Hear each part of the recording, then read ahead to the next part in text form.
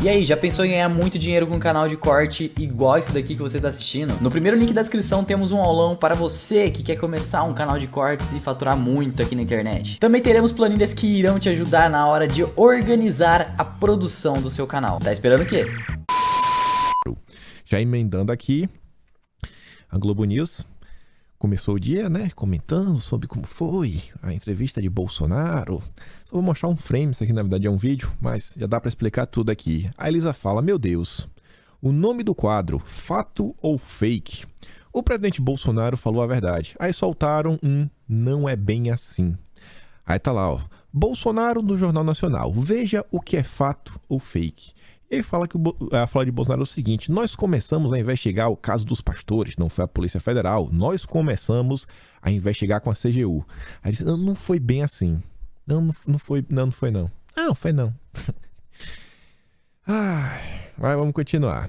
Independente disso, tiveram alguns comentários que pra vocês pode ser assim, mas o Carioca é apoiador de Bolsonaro? Sim, o Carioca é apoiador de Bolsonaro. Mas por que a postagem do Carioca pode ter algo de diferente? Vamos sair da pesquisa quantitativa, vamos para qualitativa. Aquela que a gente tenta analisar, né, as redes sociais ou algumas movimentações. O Carioca é uma figura que deixou de falar um pouco de política. Já tem um tempo, desde que ele saiu do Pânico. Inclusive, eu acompanho o Carioca. O podcast que ele tem junto com o Bola, ele também tá na TV, ele tem alguns contratos que meio que o proíbem de se envolver com política. Você vê que vez eu vejo assim, quando vai alguém no programa um pouco mais à esquerda, ele fica assim meio que se coçando, ele faz uma perguntinha ou outra, aí o Bola já corta ele, pra ele não se empolgar. Mas o que eu falei pra vocês, a gente tá cada vez mais nos aproximando aí do dia da eleição, e muita gente que tava meio tímida vai sair do armário. Eu acho que o Carioca é um cara tímido, eu acho que ele realmente tem essas questões contratuais, etc. Mas tá chegando no ponto que tá difícil as pessoas se conterem. E aí o Carioca fala o seguinte, ontem na entrevista, o presidente parecia uma pessoa comum, com uma roupa simples, entrando em uma loja de luxo para comprar, e recebe aquela cara de desprezo dos vendedores. Quem já sentiu isso? Foi a impressão que percebi. E se você entrar no Twitter do Carioca, você vai perceber que cara, ele não posta nada no Twitter. Mas ele fez questão de vir para comentar isso. Tá incomodado. Juntamente como Carioca, imagine quantas pessoas vão votar em Bolsonaro e estão cada vez mais incomodadas com tudo o que está acontecendo. Essa entrevista com a Globo, ela tem alguns efeitos que são até difíceis de mensurar.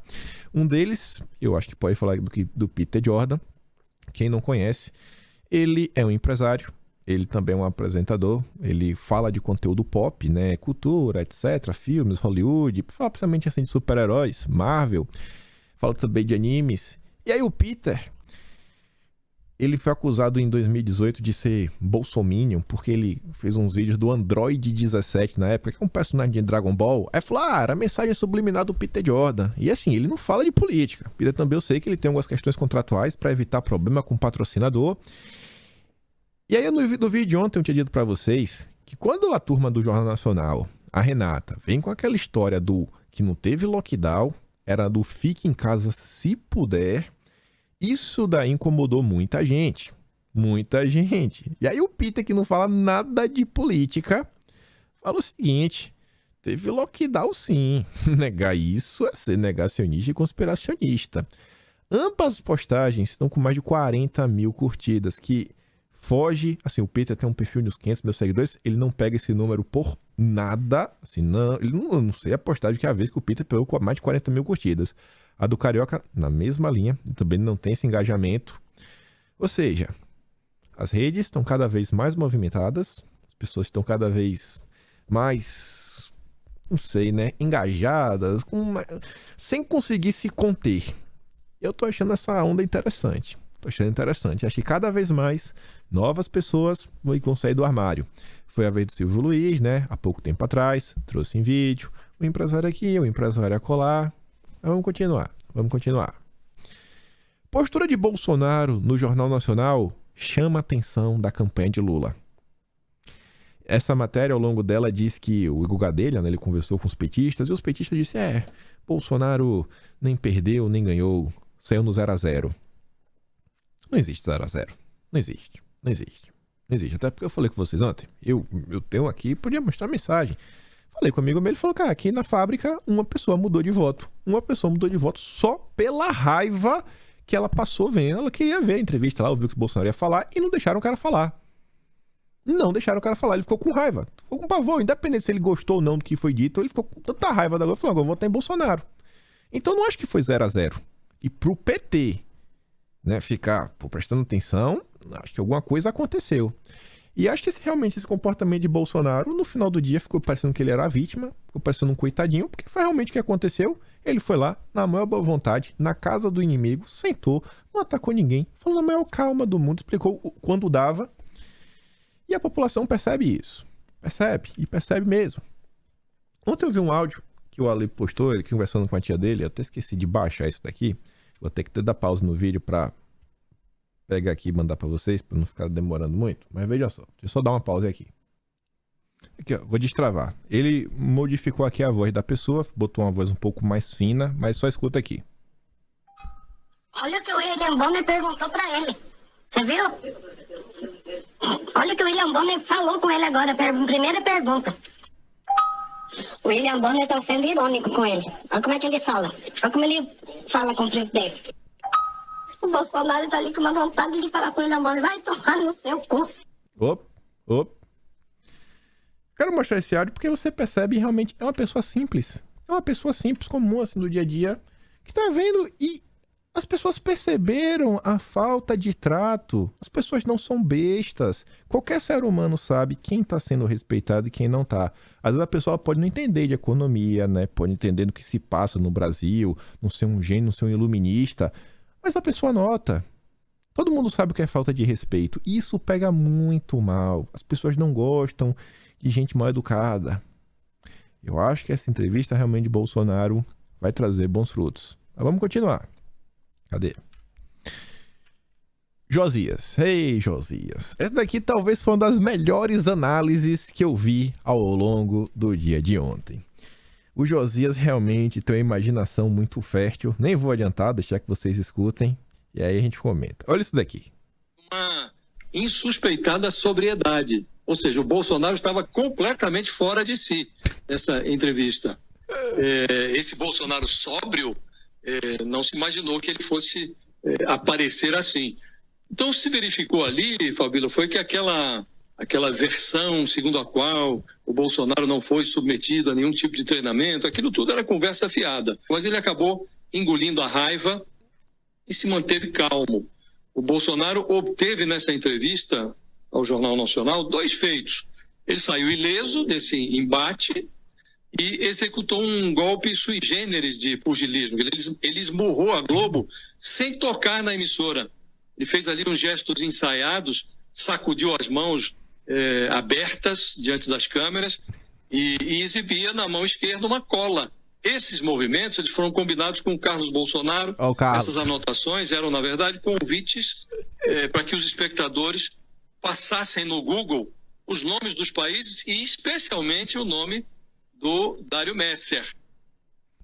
Esse Carlos Bolsonaro tá na cabeça de todos os jornalistas. Foi estratégia do Carlos Bolsonaro. Sensacional, velho. Mas você vê, o cara tá puto da vida falando que esse Bolsonaro sóbrio é uma mentira, meu Deus. Conseguiu sair ileso e ainda largou uma na cara da Globo, sem falar nada. O Milton Neves até uma brincadeira, falou, Bolsonaro não é o luva de pedreiro, mas é o luva de pelica. Realmente foi um bata de um tapa. Aquela colinha na mão, em números, tá aí, ó. O pico de pesquisas de ontem para hoje no Google com os termos Nicarágua e Dário Messer. Você consegue ver que realmente, sim, durante o dia coisa, né? Mas 6 da manhã começaram assim as pesquisas. Você vê que o azul, que é Nicarágua, teve muito mais interesse nas buscas. Que acho que o Dário Messer, muita gente meio que sabe que tá vendo nas redes sociais, foi um dos assuntos mais comentados. E Nicarágua estava meio que assim em segundo plano, então as pessoas iam atrás. E aí quem pesquisou, com certeza se deparou com falas do Lula, defendendo a Nicarágua. Quem sabe aí se depararam com a notícia da Folha de São Paulo. Acho que foi na Folha de São Paulo que saiu na época, falando que o PT postou uma nota de apoio ao Ortega e depois apagou. Ficou muito feio, aí apagaram. também deve ter visto aí a perseguição contra os cristãos. E ele fala, pô, é isso aqui, é esse o cara que o Lula defende? É esse o aliado do Lula? Então, em números, parece que realmente a colinha de Bolsonaro fez sentido, hein? As pesquisas do Google notam uma movimentação atípica na procura desses termos. Vamos continuar. Já que falando agora da esquerda, Lula versus Bolsonaro, no dia de ontem, Lulinha foi aí dar sei lá, não sei se foi uma palestra, se foi um comício, o que ele foi fazer. Sei que ele tava com toda a sua trupe. E ele fez algumas falas assim muito estranhas mesmo. A primeira delas é essa daqui, escuta só. Sabe, eu fui ligar pro Chaves, eu já falei, Lula, precisa parar de falar mal de mim na imprensa americana e tal. Aí me contou a história do artigo da condolência. Eu falei pro Celso, vamos ligar pro Bush para falar que não pode escrever contra o Chaves. E eu falei pro Celso, vamos ligar. Ligamos pro Bush. Aí o Bush atendeu o telefone.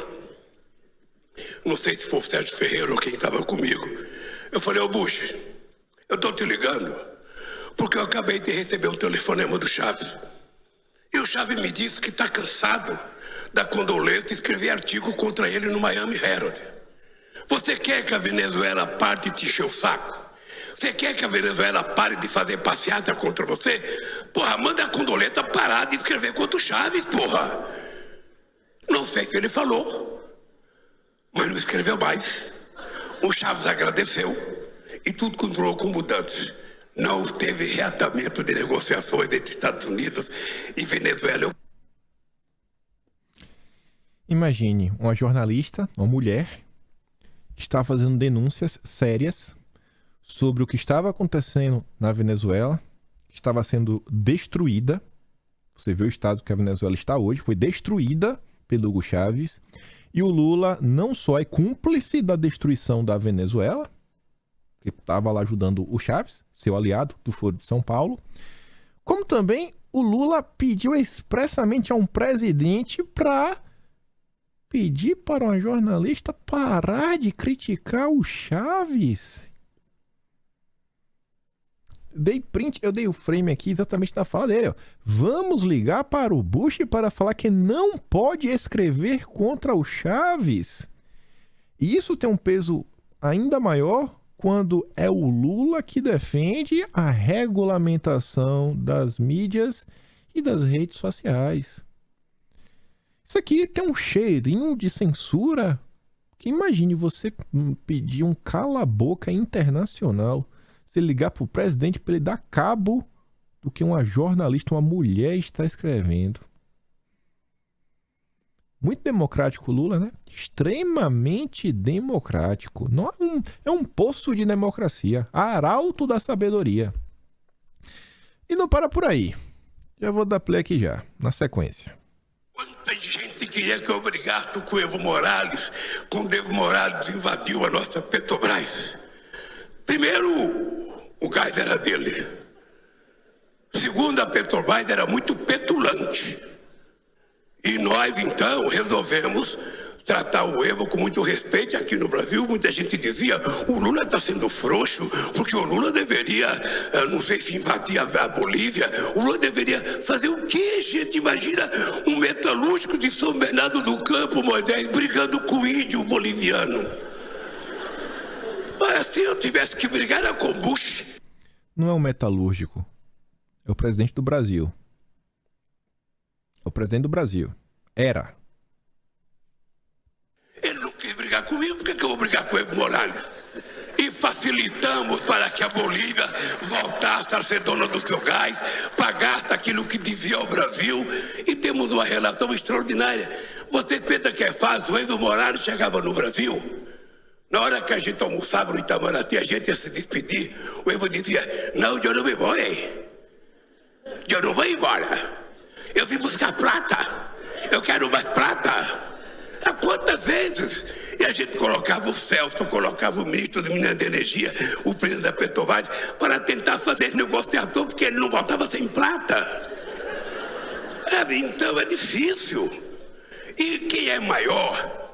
Quem tem mais força tem que ser mais generoso. Oh, que lindo. Quem é maior, quem tem mais força tem que ser generoso. Vamos dar plata, né? Vamos dar dinheiro pro Evo Morales. Tem 2 comentários que eu vi lá nas redes sociais que eu acho que resumem bem parte de minha indignação. Um é do Fábio Vanguard, que fala o seguinte: a soberania do Brasil é pétrea. A Petrobras é do Brasil. Para Lula, não é assim. Essa questão de deixar a soberania de lado me incomoda muito. Ainda mais o Lula, que no seu primeiro discurso, né, que a Rede Globo fez questão de fazer uma cobertura gigante. Acho que foi no lançamento da... Não lembro se foi no lançamento da campanha. E agora eu fiquei na dúvida. Mas enfim, acho que foi o lançamento da campanha. Ele falou a palavra soberania 20 e tantas vezes. Soberania. A gente fez até um dossiê na época. O nome era soberania. Só com as falas do Lula. Coisas assim absurdas. Pois era pra ter trazido um tweet dele. O tweet que ele fala sobre governança mundial. Ele bota soberania e governança mundial no mesmo tweet. Você não entender por que a gente vai mostrar uma matéria do que ele andou falando aí pra imprensa internacional. Mas enfim. E o outro comentário é o seguinte. É o Alessandro Santana. Um homem do povo. Como ele mesmo se classifica. Eu não sei o que é mais louco nesse vídeo. Se é a explicação de por que doamos. Não é que doou, né? Porque fizemos uma negociação muito ruim para o Brasil em relação à refinaria. Ou os aplausos. Aplausos com direito a risos. As pessoas estão batendo palma pro que o Lula está falando, achando bonito. Ah, o Evo Morales vai atrás de plata, né? Vai atrás do dinheiro. Sensacional. Ah, esse Lula é demais. Esse é um retrato da esquerda brasileira. Mas vamos continuar falando sobre Lula e a sua turma internacional. Lula fala sobre possível política externa de seu governo caso seja eleito. A matéria é mais longa, mas só quero trazer 2 parágrafos. O primeiro é o melhor de todos. Na coletiva, o petista criticou a atual relação do Brasil com o resto do mundo e disse que o país tem potencial para voltar a ter protagonismo internacional. Beleza. O candidato afirmou ainda que, se eleito, a questão climática será prioridade. Assim, o Lula está deixando isso claro já tem mais de 6 meses. Agenda verde. O Lula é ESG. E defendeu uma nova governança mundial para tratar do tema. Aí vocês estão entendendo porque eu falei que era para trazer o tweet do Lula sobre governança mundial. Gente, a nova governança mundial, para você entender o que é o seguinte. Quer ver um exemplo de governança mundial? É a ONU. É um grupo de pessoas, de burocratas, que não são eleitos através do voto popular, que se juntam para fazer políticas públicas mundiais. O que o mundo deve seguir, porque eles são os melhores, eles são especialistas, eles são iluministas. E é isso que o Lula defende. Dá poderes a um grupo, uma governança mundial, burocratas, para decidirem qual o caminho que o mundo tem que seguir e o Brasil também vai seguir para salvar o planeta. Onde está a soberania nacional? Soberania nacional e governança mundial nunca andam juntos. São antagônicos. E o Lula ainda fala o seguinte: a ONU precisa ser reformulada, porque ela precisa ter mais força para evitar que esses conflitos se prolonguem. O Lula não quer desfazer a ONU para voltar a empoderar os países. Gostou dessa palavra, né? Pegando a palavra da esquerda, empoderamento. Não, ele não quer empoderar o Brasil. Ele quer dar mais poderes para a ONU. Ele quer a reformulação é dar ainda mais. É vilipendiar ainda mais a soberania dos países. A ONU teve força de criar o Estado de Israel, mas ela não tem força de criar o Estado palestino. A gente vive com conflito porque ela enfraqueceu. E a geopolítica mudou. Ou seja, temos que dar mais poderes. Realmente uma governança mundial forte. Compre o Lula, leve um Klaus, né, do Fórum Econômico. Raspar o cabelo e tirar a barba até é capaz de até ficar parecido. Só precisa botar um dedo, né, para voltar até 10. Sobre a turma do Lula, falando internacionalmente, Ministério Público da Argentina pede 12 anos de prisão para Cristina Kirchner. O que foi que aconteceu? O Ministério Público da Argentina pediu nessa segunda que a vice-presidente, a Cristina Kirchner, seja condenada a 12 anos de prisão e considerada inelegível a cargos públicos indefinidamente por crimes de corrupção. Essa turma da esquerda é demais, viu? As acusações de associação ilícita e fraude contra o Estado remontam a quando Kirchner era presidente do país entre 2007 e 2015. Elas envolvem supostos desvios e superfaturamento na concessão de obras públicas na província de Santa Cruz, pela qual Kirchner foi senadora e deputada federal nas décadas de 90 e 2000. Aí a Dilma entra em campo. Quem melhor para defender a esquerda do que a Dilma? Dilma sai em apoio a Cristina Kirchner, acusada de corrupção na Argentina. A ex-presidente, a Dilma, diz que até hoje, nenhum tribunal argentino considerou válida qualquer acusação contra Kirchner e que o caso é pura perseguição judicial e midiática. É o método que a extrema-direita adota no continente para interditar líderes que vivem no coração do povo. Nossa, é o Lula. É o Lula da Argentina, Cristina Kirchner. Escreveu Dilma em sua conta oficial no Twitter. Ela também mandou votos de apoio e carinho e a chamou de companheira. Dilma e Cristina presidiram os dois países ao mesmo tempo, durante um período de cerca de 4 anos, a partir de 2011. Aí vem a cunhada da Cristina Kirchner, acho que é ex-cunhada, ela é irmã do ex-presidente Néstor Kirchner. Querem fazer com a Kirchner o que fizeram com o Lula.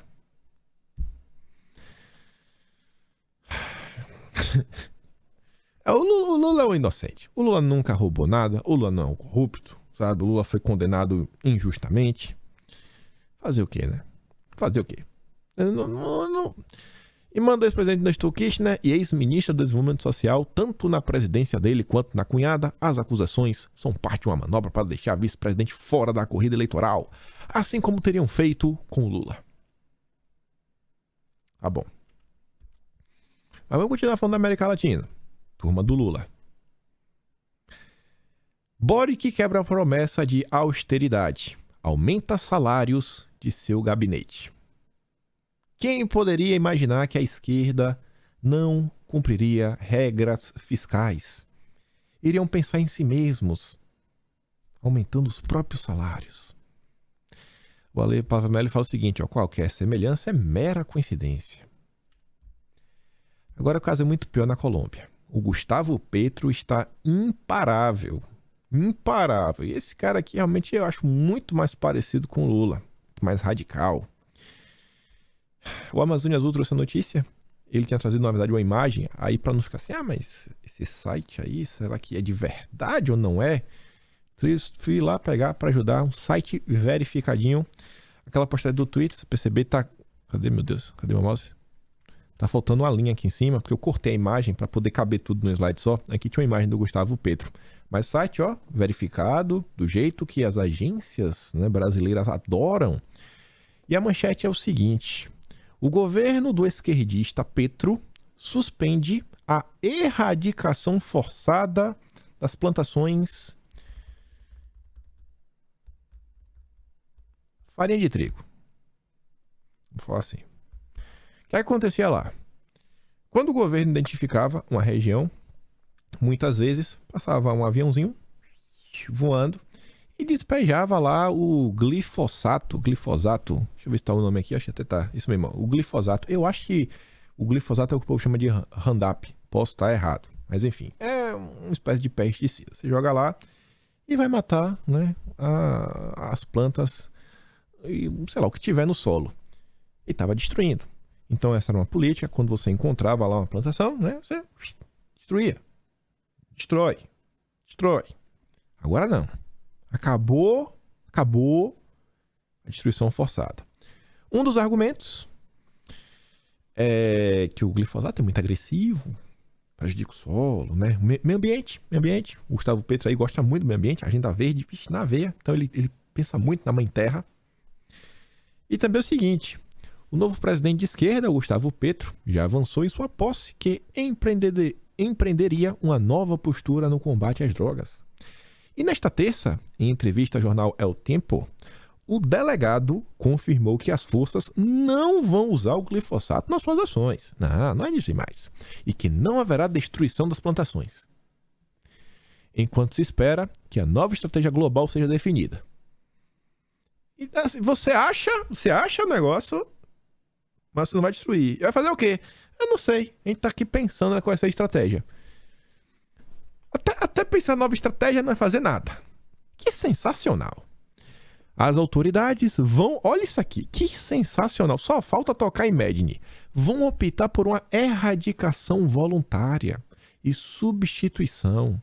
Uma forma que o governo quer incentivar os próprios agricultores a plantar culturas legais. O Gustavo Petro quer chegar... Você encontra a fazendinha, você fala...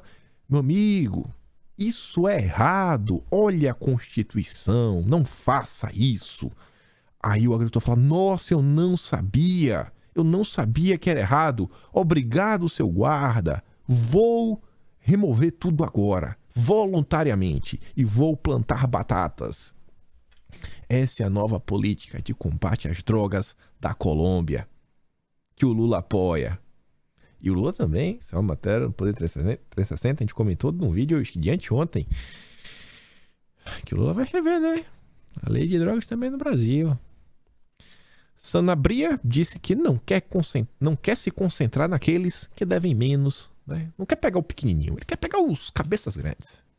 Como se fosse lá um equivalente, né? No Brasil fosse pegar o beira-mar. Não vamos pegar um aviãozinho, vamos pegar o beira-mar. Você tem uma fazendinha, pô. Só uma fazendinha.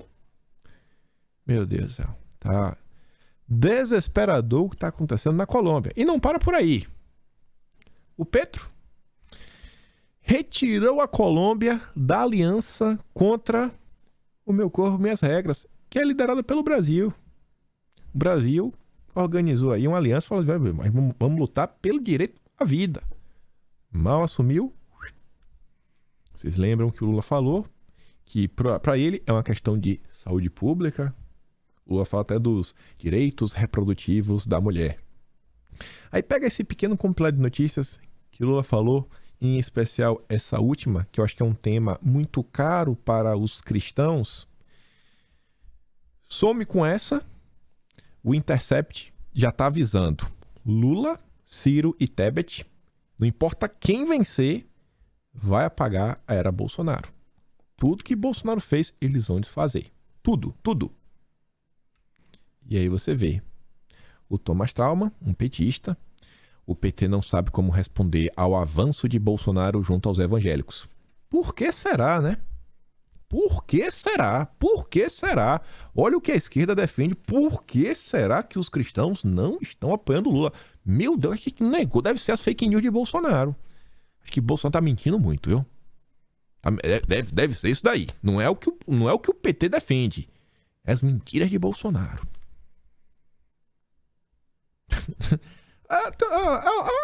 Eu não sei, né? Todas as coisas que eu fico assim, eu fico pensando, rapaz, o cara escreve uma matéria dessa assim, né? O PT escreve. Eu não sei o que passa na cabeça dessa gente. Eu realmente não sei. Eu não sei se eles têm esperança de falar, não, eu tenho esperança que eu vou receber o voto dos cristãos.